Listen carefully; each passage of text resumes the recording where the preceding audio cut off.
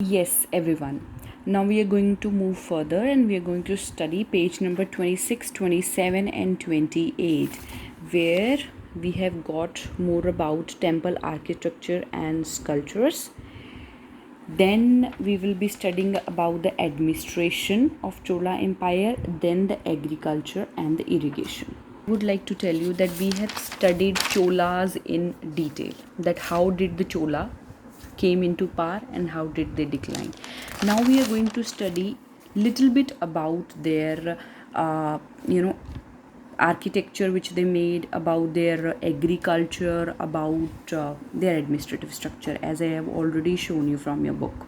So this is going to be in more detail than these kings which we have studied a little bit of it. We have studied a little bit. You remember? But here for Cholas, it's going to be in quite detail. So let's see. Chola. First is Shiva temple in Thanjavur. This was the capital which was made. I told you this was the main foundation area. Brihadeeswara temple भी बुला लेते हैं उसको, राजा राजा temple भी बोलते हैं. ठीक है जी, शिव जी का शिवा टेम्पल है. This was made by Raja Raja Chola in 1009 CE. इसका structure is marvellous. The way it is made is marvellous. Will tell you few details about it. टार और विनम्मा is around 61 metre high, very high. Dome, उसका जो top area है, the round में होता है डोम, वो 81 टन्स वेट करता था. तो ऑब्वियसली अगर इतना वेट करता तो उसको ऊपर लेके आने में, जहाँ पे टेम्पल को बनाया था, it would have been very difficult. बहुत डिफिकल्ट था, इसलिए स्लोप बनाया. Slope is something like this in which the stone moves. 6.5 kilometres का फ्रॉम टेम्पल एक स्लोप बनाया गया ताकि उसको लेके आने में कोई प्रॉब्लम ना हो. ठीक है जी. Then is another temple by Rajendra Chola 1. इसका सक्सेसर था राजा राजा चोला का. देन इन घनगाई कोंडा चोलापुरम, यहाँ पे 1025 CE में बनाया. इसका भी जो टार था, इट वॉज 54.86 हाई. ये भी एक आर्किटेक्चुअल मार्वल था. दैट मीन्स उस टाइम पे ये चीज़ें नहीं बनती थी, शायद अभी भी ना बनती हो.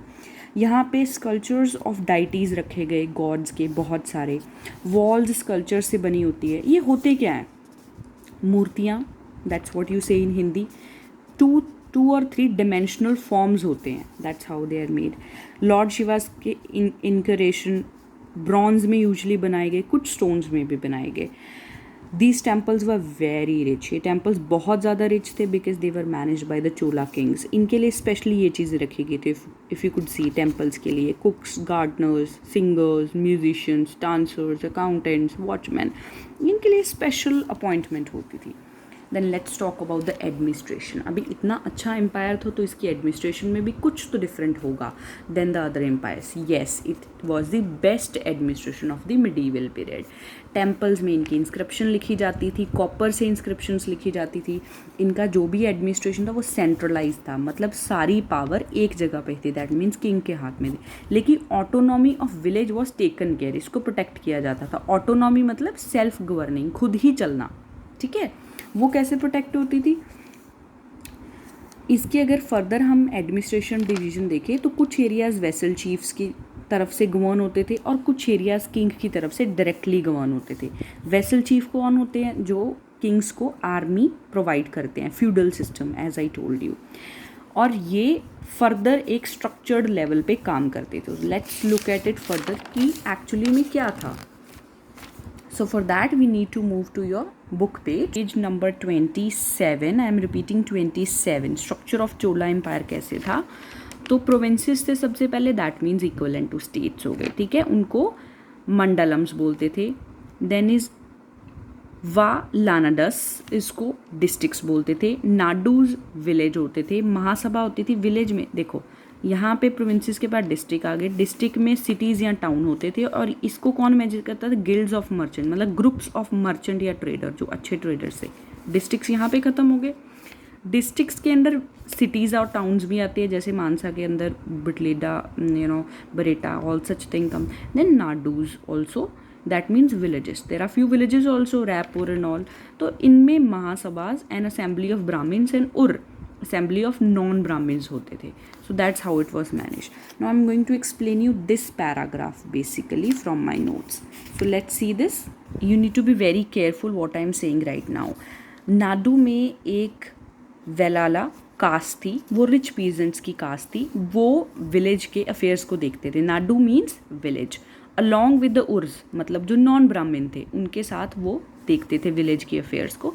सुपरविजन किसकी थी? चोला गवर्नमेंट ऑफिशियल्स की. ऑफ कोर्स उनको स्पेशल कैटेगरीज नेम्स दिए जाते थे उनकी रिस्पेक्ट के लिए, जैसे मुंडेवल या फिर अरियर चीफ जो होता था कि उसको रिस्पेक्ट सेक दिए जाते थे. और ये ब्राह्मण्स में से निकलते थे. ब्राह्मण्स को ग्रांट्स मिलती थी लैंड की, ब्राह्मदा बोलते थे उसको, और अल्टीमेटली ब्राह्मण्स लैंड होल्डर्स होते थे. That means they were very rich. उनकी असेंबलीज बहुत ही अच्छे से काम करती थी. जो भी वो डिसीजंस लेते थे, what ever decisions were taken in their assembly, वो इंस्क्रिप्शन के फॉर्म में स्टोन में वॉल टेम्पल्स की वॉल के ऊपर लिखी जाती थी कि अगर ये चीज़ होगी तो इसका ये डिसीजन होगा. सभा, देयर वॉज सभा ऑल्सो. इसके बीच में सभा भी काम करती थी, मतलब कमेटी काम करती थी और डेमोक्रेटिक वे में से ये चुनी जाती थी. सो let's see how it was done. ये सभा स्पेशली इरिगेशन वर्क को देखती थी, गार्डन्स को देखती थी और टेम्पल्स को देखती थी. ब्राह्मण कैंडिडेट अलाउड थे डेमोक्रेटिक में खड़े होने के, हर कोई नहीं अलाउड था, ब्राह्मण कैंडिडेट्स वर अलाउड. और बड़े ही अच्छे तरीके से करते थे. पाम लीव्स के ऊपर उनके एलिजिबल जो भी कैंडिडेट्स हो सकते थे तो उनको पाम लीव्स के ऊपर उनका नेम लिखते थे, अर्दन पॉट में डालते थे. Then after that a young boy use to pull out and nominate the name from the earthen pot. Fine, that was about that how the things used to move in Chola Empire. Administration कैसी थी. Now let's move further about the irrigation. अब भी चोला empire rich होगा काफ़ी, इसीलिए उसने इतने temples बनाए. कोई तो रीज़न है, उन्होंने अपनी जो लैंड है, एरिया है, उसको बहुत अच्छे से यूज़ करा. और उसका मेन फैक्टर है कावेरी रिवर, बट यूज़ अच्छे से करा. That's why they got lot of revenue. So let's see how did they get that. Kaveri river before mixing into Bay of Bengal उसने बहुत सब चैनल्स बनाए. I will show you that image also. If you could see this Kaveri Cholas, उसके काफ़ी ज़्यादा सब channel से before mixing to Bay of Bengal. Directly mix नहीं हुई है. Krishna where is going directly, Godavari के थोड़े कम है, if you could see that, but इसके बहुत ज़्यादा चैनल्स थे. Whenever this river use to overflow during the monsoons, वो डिपॉजिट करते थे अपने फर्टाइल सॉइल, और यहाँ पे rice of cultivation was very very popular. Tamil Nadu में 5th and 6th सेंचुरी में फॉरेस्ट काफ़ी ज़्यादा क्लियर हो गए, प्लेटूज लेवल कर दिए गए. ये उस टाइम पे राइस कल्टीवेशन स्टार्ट हुई. फिर चोलास के टाइम पे this happened, forest were clear, plateaus को लेवल किया, so that you know agriculture can be the major thing. Embankments बनाएंगे ना. what is embankments? this is nothing but a high level, बहुत high level create करा जाता है, so that अगर floods आए, कोई रिवर टूटे, फ्लड आए, ताकि वो एम्बैंकमेंट्स उसको रोक सके, पत्थर लगा के या फिर सॉइल लगा के. So that's how it was made. Canals बनाए गए to carry water to the fields. Very nice. आजकल भी यही होता है. 26 किलोमीटर्स के एम्बैंकमेंट बनाया गया. गंगाई कोंडा चोरापुरम एक जगह है, उसमें ये चीज़ बनी थी जहाँ पे शिव टेम्पल बना था राजेंद्रा का. तो वहाँ पे 26 किलोमीटर, दैट मीन्स उनका जो स्ट्रक्चर था ना, that was very very powerful. They were using their maximum efficiency. Artificial lakes create करे गए, dams on the river create करे गई, जैसे उन्होंने एक एग्जाम्पल दिया है कालानाइन, थंगावोर. उसके बाद टू स्टोर वाटर, डैम्स किसके लिए यूज़ करते हैं? टू स्टोर वाटर, जो आजकल भी हम करते हैं. देन इज सिस्टमैटिक इरीगेशन थी उनकी, जिसकी वजह से क्रॉप प्रोडक्शन इंक्रीज हुई. मानसून आए ना आए, फसल को पानी मिलता था. They use to get the water, so the production was automatically increase. 2 crops per year उगाए जाते थे. ये सारा रेवेन्यू किंग्स को जाता था, so kings automatically became rich. Inscriptions के ऊपर इनका रेवेन्यू सिस्टम लिखा है. That's why we historians got to know. 1/3 of the produce kings लेते थे, उसको कदमाई बोलते थे. यील्ड चेक करी जाती थी कि किसकी कितनी यील्ड है, उसके अकॉर्डिंग उससे प्रोड्यूस लिया जाता था. कैश या काइंड में, या कैश लेते थे या गिफ्ट लेते थे, कोई ना कोई चीज़ ले लेते थे.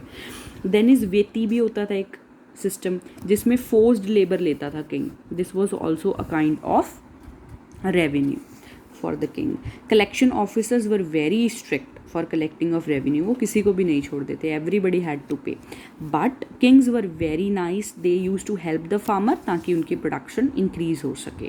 दैट मीन्स उनका सिस्टम सेटअप बहुत अच्छा था related to the irrigation and related to the administration of the villages, and they were very very flourished in the architecture and cultures and all.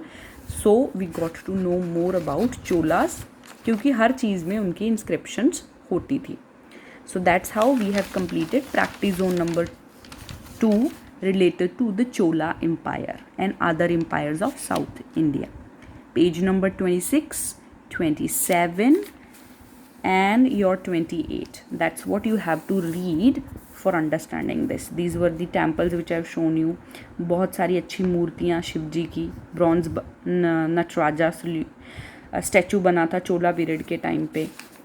ये उनका स्ट्रक्चर है. That's what I have medieval period में, Chola period में Kaveri river के बारे में I told you from here. So here we are finishing the practice zone number 2. What made the Chola best during the medieval time? So we'll be writing the answer of this. Explain the art and architecture of Cholas. We have just studied that. Thank you.